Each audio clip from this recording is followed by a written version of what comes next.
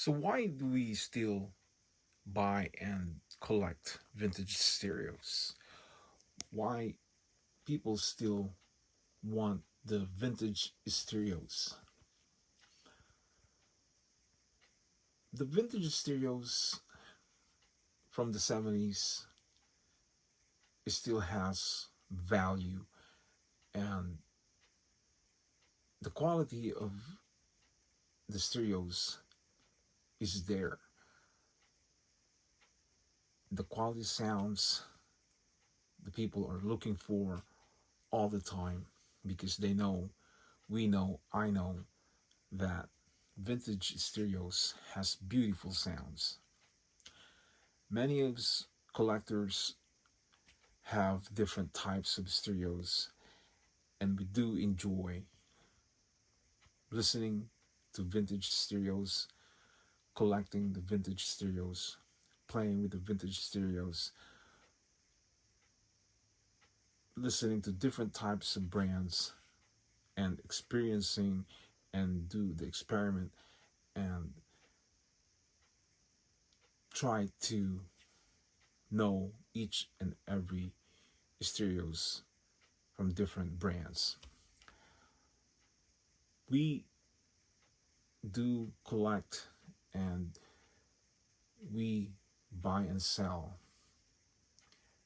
stereos because stereos has value, and this stereos that you see right here has good brands and good price.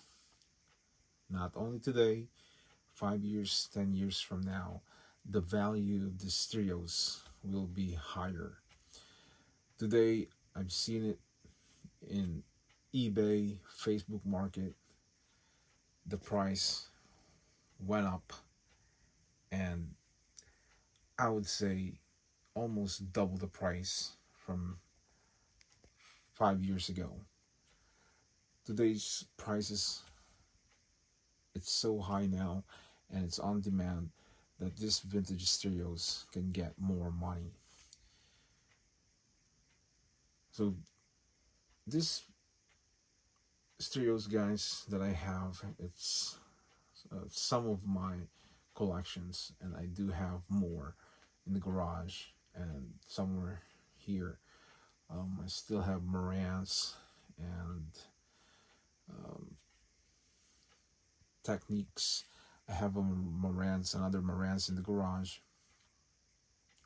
and I have uh, more stereos, vintage stereos in the garage that it's piled up, and I'm keeping those, and I'm just saving those because maybe 5, 10 years from now, if I want to sell it, then I can make more money. So vintage stereos, it doesn't mean because they are from the 70s, it doesn't mean because, you know, they're old, and they're built from back then. Um, for some of us, or some of you guys, not even born when this stereos came out. People buy this because the quality sounds and the looks and the price still there.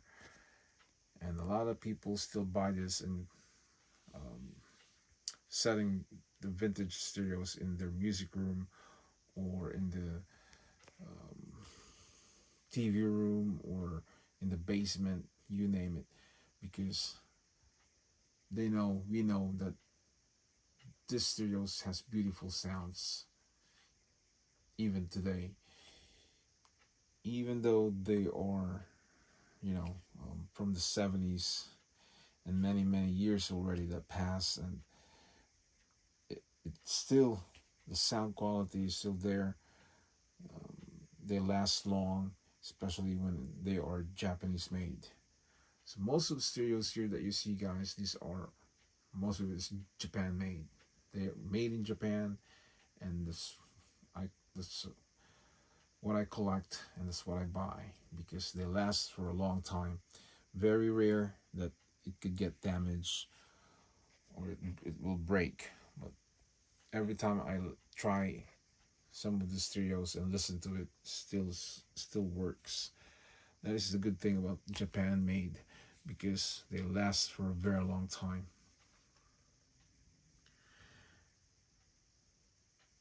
As you see here, guys, I have a Sansui speakers on the bottom, and I just order another cover, because the cover for this speaker on the right, when I bought it, it's already gone. It's not there. I don't know what happened to it, so I have to order another cover in eBay, so I can match the one on the left, so they can look this speakers like the vintage looks. Yeah, so it's gonna be covered, and I'll make another video once I receive the cover for the right speaker. The Sansui, guys, it's known, it's popular, and it's a good stereos and good speakers back then until now. And you would not see this here if it's not good, because I don't collect stereos or speakers that it's not good.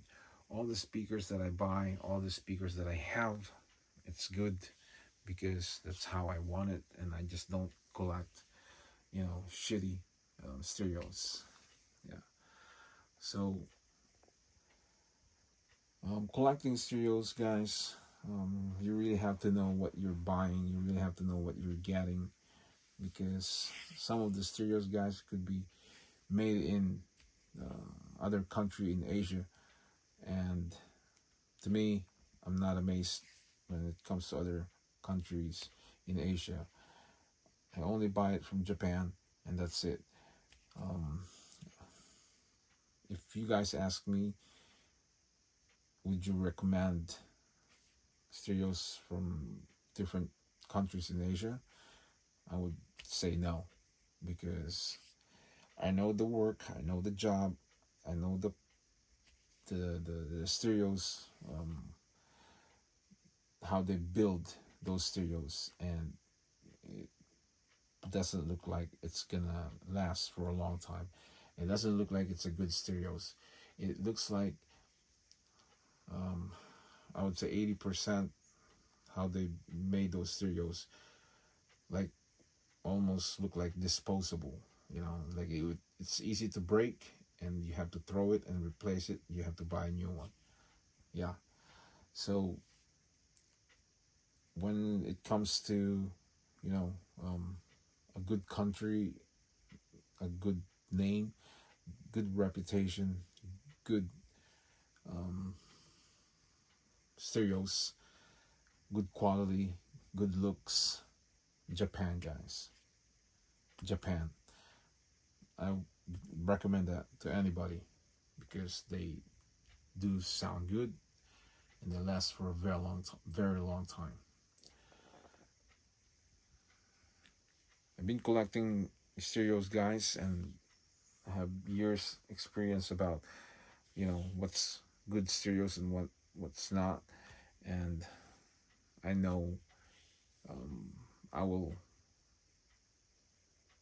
tell a person if the stereo is good or not, only by looking, only by you know um, the way it looks, and the way I check and read it in the back, and what country it's made, and I can do all that, and you know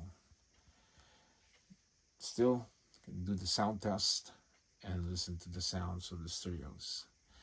The heavier stereos, guys, the better. The more the more capacitors inside, the better. The heavier transformer, the better. The wider stereos, the taller stereos, receiver or amplifier, the taller the better. The heavier the better. Um, the looks on the front, you can see, so you can really tell. But for other people, they don't know all those stuff, you know even if they look at it, because they just don't know. So I've been doing this for years, buying and selling and collecting. So I definitely know which one is good and which one is not. And it doesn't mean, you know, it's a good brand. It doesn't mean they're all good. Actually, you have to look in the back and you have to read all the details and where is it made, because some other countries in Asia, they do copy the brand, and it's it's not good stereos. Um, when Japan built this vintage stereos from Moran, Sansui, Techniques, Pioneer, and other stereos, Akai, etc., etc. Um, those stereos are very good, guys. They are very good. Japan made, it's very good. And when you see in the back made in Japan, it's a good stereos, no doubt about it, because I know, and when I say that it's good and I recommend Japan made, it's good, you know. For other people, they might say, yeah, it's okay because, they go for like really expensive stereos. For example, the Macintosh. Some people will say like Macintosh is better, Macintosh. But you have to remember the price of Macintosh is very expensive. It could be a couple thousands, it could be 1,000, and still it's a lot of money. But um, you're gonna spend, you know, dollars, um, maybe more than 1,000 or two. So Macintosh, guys, that is really high ends, and some people love Macintosh, and once they tasted, once they taste the Macintosh, they don't want to go back. They don't want to go back to Moran's or Sansui, because Macintosh, it's like above, them, and then Moran's, Sansui, will follows, and other stereos out there. So people always have different, taste, and different ideas, or different likes and wants, because they probably, listen, or they probably have Marantz before, Sansui, Aquaphase, Luxman, Harman Kardon, Akai, Sony, Techniques, whatever, you name it. So they probably been there, and then they get tired of it, and then they move up, because some people, they get tired of same stereos, and then they want to move up. And some of these owners, they will sell their stereos and use that money to buy Macintosh. So not all people will say like, like Macintosh is the best. Some people will say, yeah, it's good, but it's too much money. And I would stick with my Marantz or Sansui. But Marantz, guys, is really popular. A lot of people has Marantz, even Sansui. When speaking about vintage, they are popular, and they love Sansuis and Marantz, and even Akai. People loves Akai. People loves Harman Kardon. People loves Sony. People loves Techniques, Aquaphase, Luxman. So definitely they are good vintage stereos. But people, they change their minds a lot, and even me. Once you wanna level up, you wanna move up, you wanna taste the good stereos. I mean, I do want to have Macintosh. I'm looking, but I don't really see less than 1,000. I don't really see Macintosh less than 500, because if there is, I will definitely buy it. It's hard to find Macintosh for low price. They're always starts from maybe 900 to 1,000 or more. The lowest price that I saw in Facebook Market, it's 900, and in eBay it's always higher. So it's very rare that you can see Macintosh that it's less than 700, unless there's maybe damage or there's problem. Maybe one plugs in the back um, for the speakers doesn't work, so you have to fix those, and that's why they lower the price. So there's got to be a reasons why the price, lower when you see it like that low. So unless they want to get rid of it or they just want to let it go, they don't care anymore, so they will sell it for a very low price. So they don't care anymore. Yeah. So um yeah, we collect people collects vintage stereo stills, and a lot of people has vintage stereos in their home, and they buy and sell, and then they make profit. And some of them they do just keep it, collect. It's like their collections, and yeah. So me as a like a buyer and a collector, um, sometimes it's not easy to let go. When you really love your stereos. Like even here, guys. It's not easy for me to just let it go unless it's really necessary. Unless I just like don't want it anymore. But when you when you're into this stereos collections, when you love doing this, it's not easy to let go. Same thing as like sneakers. Some people they love you know Jordans. Some people they love Kobe sneakers or basketball or any kind of collections that they have from those good players. It's hard to let go. So, but eventually, one day I'm gonna have to, let go some of this, because I don't know how long I will keep it. I don't know if I can still carry them one day, or when you get old. It's not easy to deal with this stuff because they are heavy. They have weight, and it's not easy to just carry. So um, another topic here about vintage stereos, guys, and I just want to share with you guys about vintage stereos, about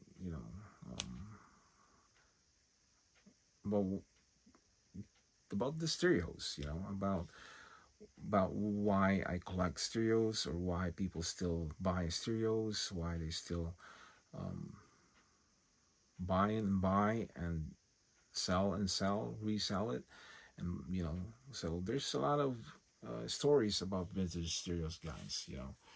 Each and every one of the stereos has stories. If you just, you know, um, if I can film each and every one of this and make stories about this the history of each and every one of these studios, or you know the the details, or the functionality, or how is it, or about this brand techniques, or Marantz, Sansui. um, you can always find something to talk about, um, each and every one of these stereos, yeah, and speakers. So, guys, that's it, folks, and I will talk to you again later, next time. And click the subscribers, and yeah, share, um, leave a comment, you know, and yeah, I'll answer the uh, comments or questions or whatever it is. And yeah, definitely I will talk to you guys again. So thanks for watching, and click the subscribers.